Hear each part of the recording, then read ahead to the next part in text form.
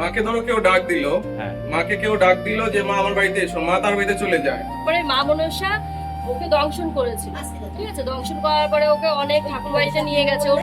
চাকদায় জ্যান্ত মা মনসা মন্দির। শুনেছি মা মনসা নাকি এই মন্দিরের চত্বরেই ঘুরে বেড়ান। মা মনসার পায়ের ধুলোও নাকি দেখা যায় এখানে। দূর দূরান্ত থেকে আসেন মানুষ এখানে তাদের মনোবাসনা পূরণ করার জন্য।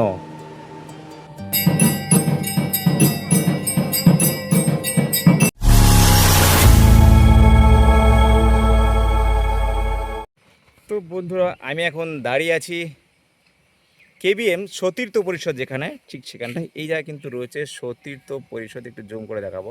এই যে সতীর্থ পরিষদ, অর্থাৎ এই দিকে গিয়েছে পালপাড়া স্টেশন, কিছু দূর এগিয়ে গিয়েই কিন্তু রয়েছে ছাত্র মিলনী মাঠ, তারপরে কিন্তু পালপাড়া স্টেশন। আর এই দিকটায় গিয়েছে হচ্ছে চাকদা স্টেশন, চাকদা প্ল্যাটফর্ম। তো আমি এই দিক দিয়েই কিন্তু আসলাম টোটো করে। আর এইখানটায় সতীর্থ পরিষদ ঠিক সামনে এখানটায় রয়েছে মনসা কালীবাড়ি। এই গলিতে লেখা রয়েছে। ভিতরে কিন্তু উলুধ্বনির আওয়াজ পাওয়া যাচ্ছে। যাব আস্তে আস্তে ভিতরে, অর্থাৎ কিছুটা এগিয়ে গিয়েই কিন্তু রয়েছে মা মনসা মন্দির। জীবন্ত মা মনসা মন্দির নামে কিন্তু পূজিত হয় এই মনসা মন্দিরে। ভক্তরা আসেন এখানে তাদের মনোকামনা পূর্ণ করতে। মা কিন্তু কাউকে খালি হাতে ফেরায় না। তো সেটাই আজকে দেখার বিষয়। দেখি কীরকম পূজা পাঠ হচ্ছে ওখানটায়, চলো দেখাবো। এগুলি দিয়ে কিছুটা এগিয়ে আসার পরেই কিন্তু দেখা যাচ্ছে এখানে রয়েছে মায়ের বাড়ি, অর্থাৎ একটা ব্যানার দেওয়া রয়েছে। আর মন্দিরে কিন্তু ঘন্টা বাজছে। এই যে মন্দিরে কিন্তু ঘন্টা বাজছে, দেখুন এই যে। আর ঠিক এই পাশের গলি দিয়েই কিন্তু রয়েছে মন্দির। যাবো আস্তে আস্তে ভিতরে। পুজো কিন্তু হচ্ছে, অলরেডি পুজো শুরু হয়ে গিয়েছে।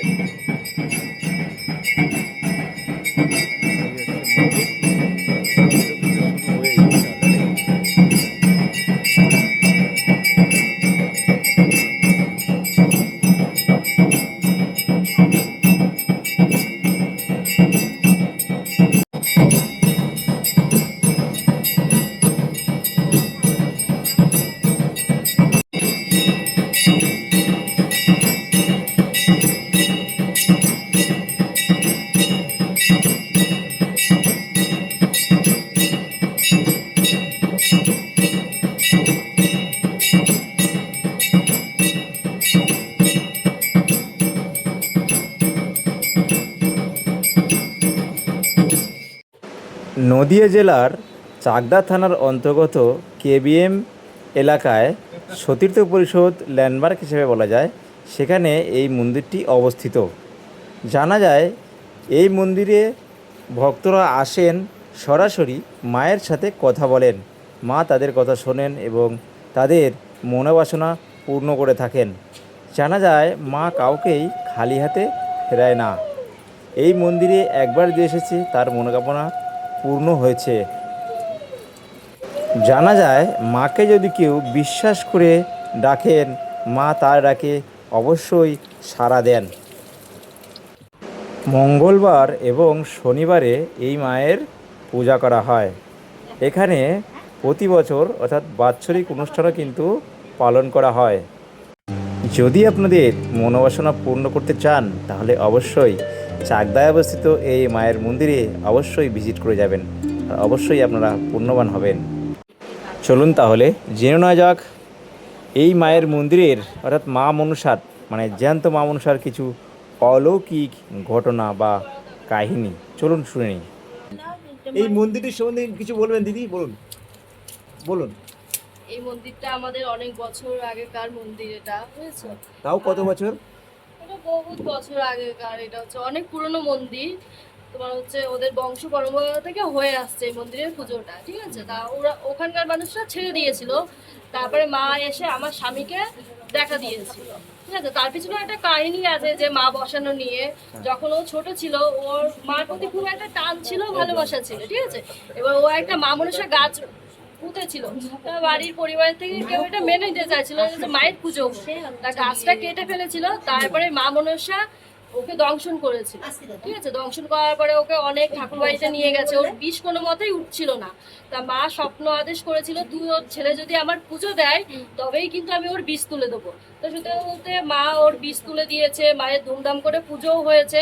আর মায়ের যখন মূর্তি করতে যাচ্ছিল, মার কিন্তু মূর্তি হচ্ছিল না। তখন মাকে বলেছিল, মা তোমার যে আমি মূর্তি করতে যাচ্ছি আমি কিন্তু পাচ্ছি না নিজের উপর। তখন মা স্বপ্ন আদেশ দেখিয়েছিল যে তুই ঘুম থেকে উঠে যাকে দেখবি প্রথম সেই রূপে আমাকে বানাবি। তো ও ঘুম থেকে প্রথমে একটা বাচ্চা মেয়ে দেখেছিল, যার এক হাতে আছে পদ্ম আর এক হাতে আছে সাপ, সেই রূপে কিন্তু মায়ের। আর সারা বিশ্বের মধ্যে আমার মায়ের কিন্তু দুটো হাত, ত্রিনয়নও নেই, আমার মায়ের দুটো চোখ, আর মায়ের চোখ কান খোলা, সব ভক্তদের কিন্তু সাড়া দেয় মাটাকে। বলুন বলুন বলুন। সারা বিশ্বের মধ্যে আমার মায়েরই একমাত্র দুটো হাত, আর ত্রিনয়নও নেই, মায়ের দুটো চোখ সারা বিশ্বের মধ্যে। আর মা ও ঘুম থেকে উঠে যেভাবে দেখেছিল মাকে সেভাবে বানিয়েছে। আর সেই 5 পোয়া থেকে মা আজ আমার 7 ছোঁয়া হয়ে যাচ্ছে। জানি না মাকে আমি এই ঘরে রাখতে পারবো কিনা, যেভাবে মা বেড়ে উঠছে আর নিজের আকার ধারণ করছে মা। মা এখানে খুবই সুন্দর একটা বিষয়, খুব ভালো লাগলো।